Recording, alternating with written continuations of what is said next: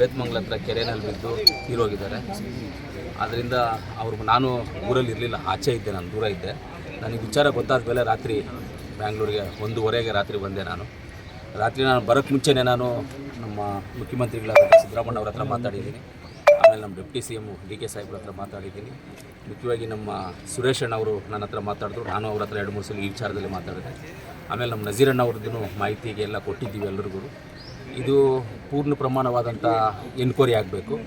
ಇಲ್ಲ ಅವರು ಇದಕ್ಕೆ ಸೆನ್ಸಸ್ಗೆ ಹಾಕಿರೋದ್ರಿಂದ ಮನೆಯಲ್ಲಿ ಇರುವಂಥ ವಿಚಾರದಲ್ಲಿ ಸೆನ್ಸಸ್ಗೆ ಹಾಕಿರೋದ್ರಿಂದ ಅವರು ಸ್ಟ್ರೆಸ್ ಆಗಿ ಈ ಥರ ಮಾಡ್ಕೊಂಡಿದ್ದಾರಾ ಅನ್ನೋದು ಒಂದು ಕಡೆ ಮನೆಯವರಾದರೆ, ಇನ್ನೊಂದು ಕಡೆ ಪೂರ್ಣ ಪ್ರಮಾಣವಾದಂಥ ಎನ್ಕ್ವೈರಿ ಆಗಬೇಕು.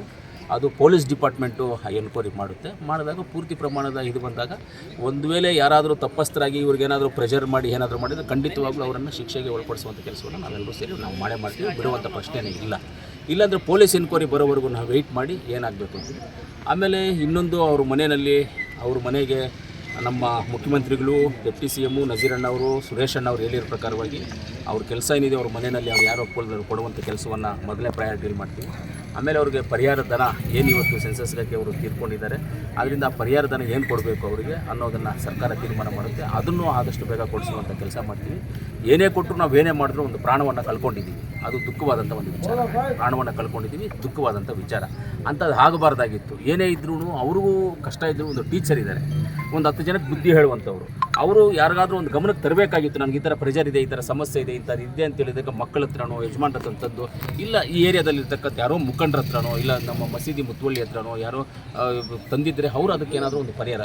ತುಂಬ ಜನ ನನ್ನ ಹತ್ರ ಕೇಳ್ಕೊಂಡ್ರು ಸೆನ್ಸಸ್ಗೆ ಹಾಕಿದಾಗ. ಏನಂತ ಕೇಳ್ಕೊಂಡ್ರು, ಸರ್ ನನಗೆ ಹೆಲ್ತ್ ಸರಿ ಇಲ್ಲ, ನನಗೆ ಆಪ್ರೇಷನ್ ಆಗಿದೆ, ನನಗೆ ಏಜು 58 ಆಗಿದೆ, ನನಗೆ 59 ಏಜ್ ಆಗಿದೆ ಸರ್, ಈ ಟೈಮಲ್ಲಿ ನಾನು ನಡೆಯೋಕ್ಕಾಗೋದಿಲ್ಲ, ಹೆಲ್ತ್ ನನಗೆ ಕರೆಕ್ಟ್ ಆಗಿಲ್ಲ, ನನ್ನನ್ನು ಸೆನ್ಸಸ್ ಬೇಡ, ನಾನು ತೆಗೆದುಬಿಡಿ ಸರ್ ಅಂತೇಳಿ ತುಂಬ ಜನಕ್ಕೆ ಆ ಥರ ತೆಗೆಸ್ಕೊಟ್ಟೆ. ಅಂದರೆ ಒರಿಜಿನಲ್ಲಾಗಿ ಹೆಲ್ಪ್ ಮಾಡಿದ್ವಿ ನಾವು. ಯಾಕಂದರೆ ಹೆಲ್ತ್ ಇಶ್ಯೂ ಇತ್ತು, ಆಪ್ರೇಷನ್ಸ್ ಆಗಿದೆ ಕೆಲವರಿಗೆ ಕಾಲುಗಳು, ಇಂಥವ್ರನ್ನೆಲ್ಲ ನಾವು ಜೆಂಟ್ಸ್ಗೂ ತೆಗೆದಿದ್ದೀವಿ, ಲೇಡೀಸ್ಗೂ ಬೇಡ ಅಂತ ಸೆನ್ಸಸ್ ತೆಗೆದ್ವಿ. ಆ ರೀತಿಯಲ್ಲಿದ್ದಾಗ ಇವರು ಯಾರಾದರೂ ನಮ್ಮ ಮುಖಂಡರಿಗೆ ಹೇಳಿದರು, ಇಲ್ಲ ಈ ಭಾಗದಲ್ಲಿರ್ತಕ್ಕಂಥ ಕೌನ್ಸಿಲರ್ಗಳು ಯಾರಿಗಾದರೂ ಹೇಳಿದ್ರು ಆ ಕೆಲಸವನ್ನು ನಾವು ಮಾಡ್ತಾಯಿದ್ವಿ.